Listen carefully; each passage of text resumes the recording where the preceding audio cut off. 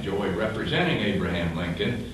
And we call this living history. I'm here in the first person to try and bring the character of Lincoln alive so that you as young people will maybe be inspired, maybe be more interested in history, maybe be more interested in reading. And I always like to make a big pitch to them about reading. I ask them, how many of you like reading? And I tell them that's how I was educated when I was young, when I was a little kid. We didn't have schools like you all do today, so I had to educate myself. And I never went to high school, never had the opportunity to have teachers like you do. But you have the opportunity to go to school, but you also have libraries. You have the opportunity to read. And I hope that my appearance here will inspire you to take an interest in more educational things. But today, for your purposes, I'm just going to tell you a few stories. And I will try and conclude with some words that I said at Gettysburg that people like to hear sometimes. But anyway, first thing I want to tell you, my wife, Mary Todd Lincoln, and I, we had 4 sons. And the youngest of our sons, we named Thomas at birth in honor of my father, Thomas Lincoln. But as a baby, Thomas was real small, and he squiggled and he squirmed all the time, but he had a slightly oversized head. And I thought it made him look like a squiggly little tadpole. So we nicknamed him Tad. For the rest of his life, he was known as Tad Lincoln. And I like to ask the children, how would you like to go through life named for a tadpole? Little boys like that idea. Now, while I practiced law in Springfield, Illinois, I usually walked the 6 blocks or so from my home at 8th and Jackson to my law office every day. And frequently I would take my 2 youngest boys, Willie and Tad, with me to the office. And one day I was returning home and I was pulling Willie, then 5, and Tad not quite 3 behind in a wagon. And I was reading a book as I customarily did. Well, I became so engrossed in that book that somewhere on that journey home I failed to notice that Willie kind of helped Tad fall out of the wagon. I walked home, entered the gate, pulling that Tadless wagon into my front yard, and there on the porch stoop waiting to greet us was my lovely wife, Mary, and she's conveniently holding her frying pan. She takes one look at that Tadless wagon and shrieks, "Where's Tad?" Well, I look around, no Tad. I peer up the street, and there a couple blocks away comes Tad, trudging along on his little 3-year-old legs. Well, Mary proceeds to chase me up the street, yelling at me and waving that frying pan for everybody to see. But fortunately, my legs were long enough and I was swift enough. I quickly got to Tad. I gathered him up. I hurried him back home where she continued to reproach me and finally says, "How could you not notice that Tad had fallen from the wagon?" Well, I smiled as disarmingly as I could to her and replied, "Well, Mary, I reckon that wagon did feel just a tad light."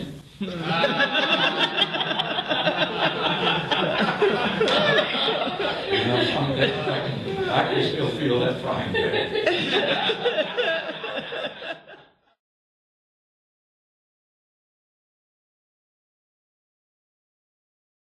And so I issued a presidential proclamation declaring a day in November of 1863 as the first National Day of Thanksgiving. But in line with that, I also became the first president to pardon a turkey.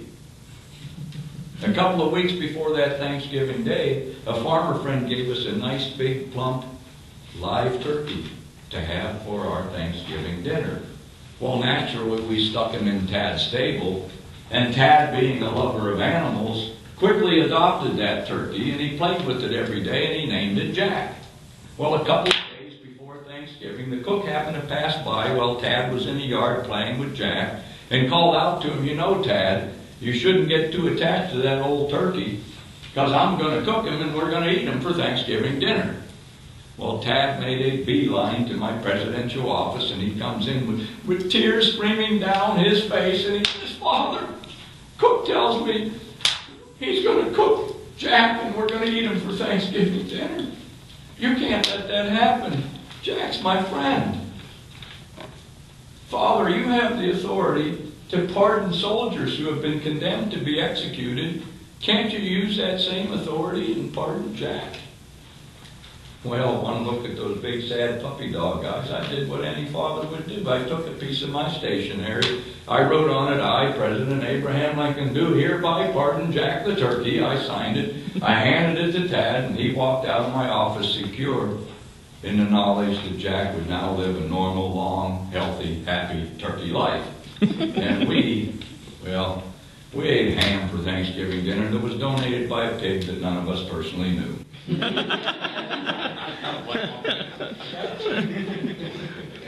Speaking of that Battle of Gettysburg, in July of 1863, that battle represented the furthest north into free northern soil that any rebel army ever marched. General Robert E. Lee and his Army of Northern Virginia were marching into the state of Pennsylvania with the intent of capturing several northern cities and maybe forcing the capitulation of the North in this war. He was met just outside this small town of Gettysburg in Pennsylvania by General George Gordon Meade and our Union Army of the Potomac. And in 3 bloody and intense days of fighting, the two armies battled in a battle that would leave more casualties than any other battle of this war between the North and the South. But the result of the battle was that the Union Army forced the rebel army to retreat back to Virginia, and even though the war would linger on for nearly 2 more years, the rebel army never mounted another serious offensive against northern free soil. After the battle, there were nearly 8,000 dead bodies on the battlefield. The governor of Pennsylvania asked Washington if it would be all right if he established a national cemetery at the battlefield of Gettysburg, and we agreed that would be an appropriate thing to do. And once the plans were drawn up, the governor decided to hold a major ceremony to dedicate that cemetery. And he invited a gentleman from Massachusetts by the name of Edward Everett to be the keynote speaker and give a 2-hour address. And then he said, well, let's invite the president to make a few dedicatory remarks. And I accepted that invitation. And on November 19th of 1863, we all gathered at Gettysburg, Pennsylvania for this ceremony. Few people that day paid attention to my words. Most were enthralled with that 2-hour oration by Edward Everett. But in my humble opinion, I believe these few words summarize exactly what we faced as a nation in this awful war and what the result means to the future of our country.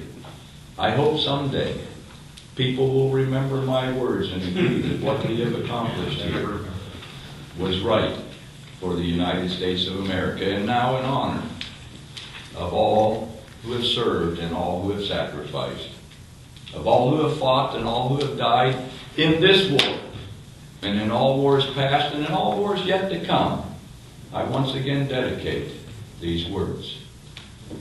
407 years ago, our fathers brought forth on this continent a new nation, conceived in liberty and dedicated to the proposition that all men are created equal. Now we are engaged in a great civil war, testing whether that nation or any nation so conceived and so dedicated can long endure. We are met on a great battlefield of that war. We have come to dedicate a portion of that field as a final resting place for those who here gave their lives that that nation might live. It is altogether fitting and proper that we should do this. But in a larger sense, we cannot dedicate, we cannot consecrate, we cannot hallow this ground. The brave men, living and dead, who struggled here have consecrated it far above our poor power to add or detract. The world will little note, nor long remember what we say here. But it can never forget what they did here.